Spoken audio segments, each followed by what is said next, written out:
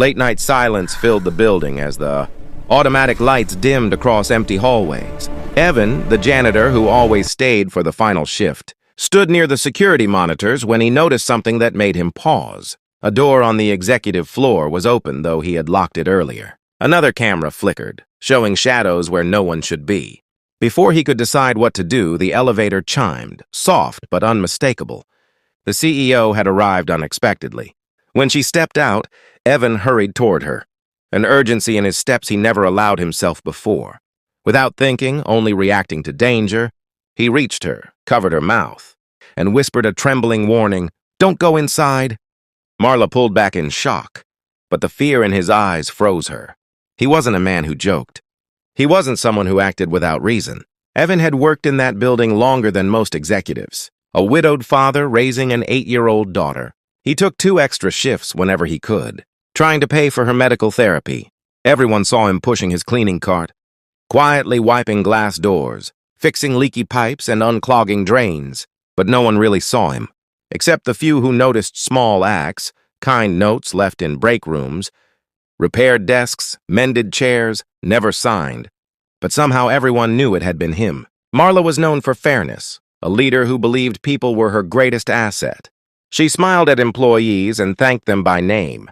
She also trusted her senior team almost blindly. That trust now seemed dangerous. She had come tonight to prepare for a board meeting, never expecting she would walk straight into a trap.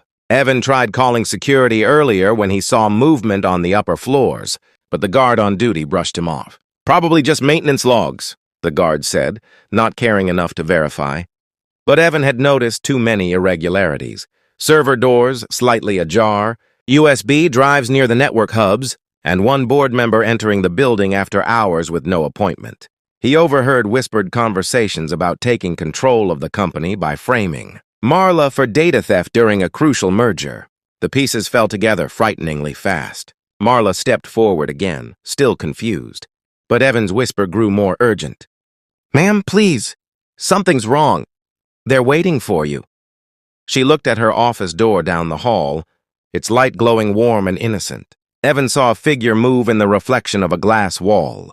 He didn't think. He simply acted, positioning himself between Marla and danger. Inside his chest, a battle raged. Interfering with the CEO could cost him the job he desperately needed. But he remembered his daughter telling him once, "Dad, you're the bravest person I know." The words anchored him now. Doing nothing would betray that belief. Even if no one else saw him, she saw him. That was enough. The hallway felt colder as soft footsteps approached from the direction of the conference room. Evan gently guided Marla backward. "Please trust me," he pleaded. She searched his face for answers, finding something she never expected. Genuine fear for her. Not for himself. Not for consequences, for her. That alone made her nod. He signaled her to remain silent and tucked her into the narrow maintenance corridor behind a stack of supply shelves. They pressed against the shadows as 2 silhouettes walked past. Their conversation was low but filled with intent. "She should be here any minute. Once she logs in, the timestamp will match ours. Perfect setup." The voices faded. Marla's eyes widened. Evan quietly closed the corridor door and whispered what he had overheard earlier, how the board members planned to steal data, plant files on her system, and use hidden cameras to frame her. She listened in stunned disbelief. Betrayal felt heavier than fear. Evan spoke softly, carefully, revealing details he had pieced together from quietly observing the building over years. His job made him invisible, yet that invisibility allowed him to see truths others missed. He guided her deeper into the maintenance hallway. Another shadow crossed the far wall. Evan held her arm gently until it passed. She took slow breaths, trusting him more with each step. He led her to a junction that branched off into older access tunnels beneath the building. She had never known any of this existed. As they paused, Evan crouched and peeked around the corner. The conspirators were spreading out. Time was shrinking. "Please," Evan whispered, "we need to move before they circle back." Marla finally understood the weight of his warning. She leaned toward him and whispered, "Lead the way." In that moment, the CEO trusted the janitor more than any executive she had promoted. They moved silently through the narrow space, navigating darkness that only Evan understood. Behind them, the footsteps multiplied. In front of them, danger closed in. Evan kept glancing back at Marla, feeling the pressure of keeping her safe. He whispered, "Stay close." She did. And with that, they disappeared into the deeper shadows, the conspirators searching just steps behind them. Evan knew they had only minutes before the conspirators realized their plan was falling apart. He led Marla to the basement corridor where the old server units were stored, long forgotten by most of the staff. "These still run backups," he whispered.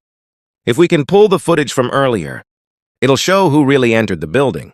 First, Marla felt a mix of fear and gratitude as she followed him. This janitor, whom most executives barely acknowledged, was now the only person she could rely on. As they moved, voices echoed down the stairwell above them. Evan quickened the pace, his flashlight bouncing off old pipes overhead. The basement felt like another world, metallic, cold, and strangely comforting because the conspirators wouldn't think to look here immediately. Marla's footsteps trembled, but Evan steadied her gently with a hand gesture, calming her. "We'll get through this," he whispered. They reached the server room door. The lock was outdated, a simple mechanical latch Evan handled every month during maintenance. He opened it quietly, ushering Marla inside. The air was warm and humming with old machinery. Evan moved with practiced ease, accessing a side console, typing with surprising speed.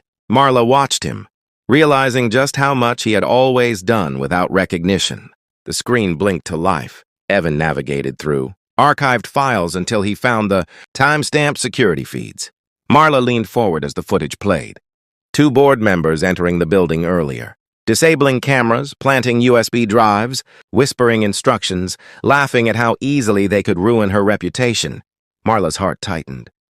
These were people she had trusted, defended, and supported for years. Suddenly, Evan stiffened. Footsteps approached outside the server room.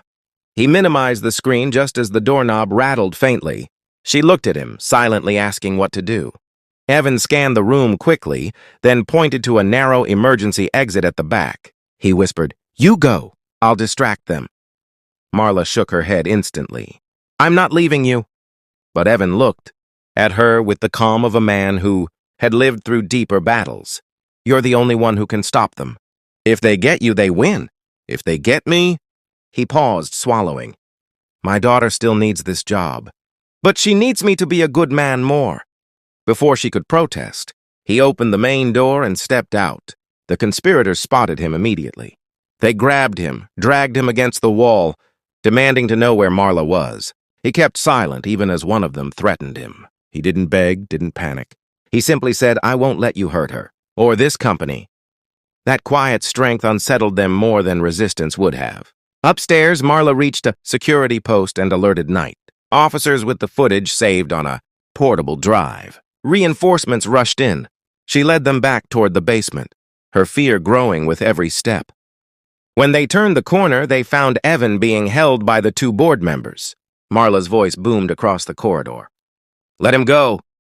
The conspirators froze as uniformed guards surrounded them. Within minutes, they were escorted out, their plans destroyed. Evan slumped slightly, exhausted but relieved. Marla hurried to him. "Are you hurt?" He shook his head. She saw more than strain in his eyes. She saw the weight of a man who carried burdens quietly his whole life. When the building was secured, Marla asked him softly, "Why did you risk everything?" Evan answered even more softly, "Because kindness isn't a role, it's a responsibility. And I want my daughter to know courage doesn't come from titles." The words settled deep in her heart. The next morning, Marla held a private meeting with senior staff. She explained that an internal betrayal had been stopped, though she didn't publicly detail Evan's involvement. She protected his dignity and his desire not to be praised. But after the meeting ended, she called him into her office. "I want you to lead our security operations," she said gently. Evan blinked, stunned.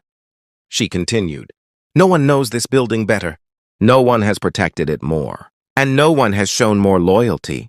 She also told him the company would cover his daughter's medical needs. Tears welled in Evan's eyes, but he nodded humbly. That evening, Evan walked his daughter home from school. She clung to his hand, laughing about her day. She looked up at him and asked why he looked so happy. Evan lifted her into his arms and whispered, "Because today kindness made a difference." The story ends with the reminder that true heroes are often overlooked. Titles don't define courage, and sometimes the quietest people carry the strongest hearts.